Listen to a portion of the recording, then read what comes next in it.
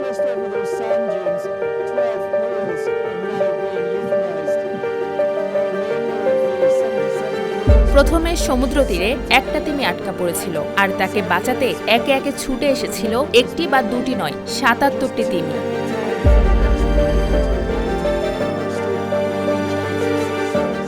যার সবাই একসাথে মারা গেছে। প্রাথমিকভাবে এমনটাই ধারণা করছেন the British divers marine life rescue. কারণ এই তিমিগুলো পাইলট তিমি যারা খুবই সামাজিক হয়। তবে আসল কারণ খুঁজতে এখনো তদন্ত চলছে।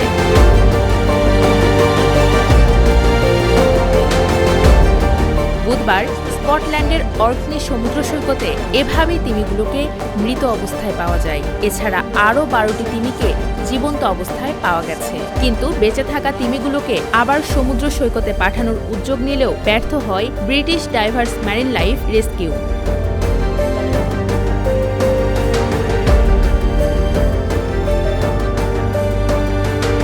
পরে বেঁচে থাকা তিমিগুলো যাতে আর কষ্ট না পায় সেজন্য এগুলোকে মেরে ফেলার সিদ্ধান্ত নেন উদ্ধারকারী ব্যক্তিরা।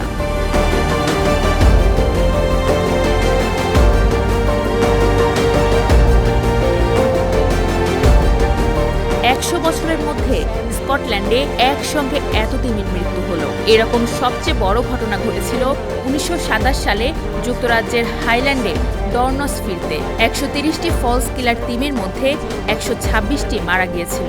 এছাড়া গত বছর লুইসে ৫৫টা তিমি মারা গিয়েছিল।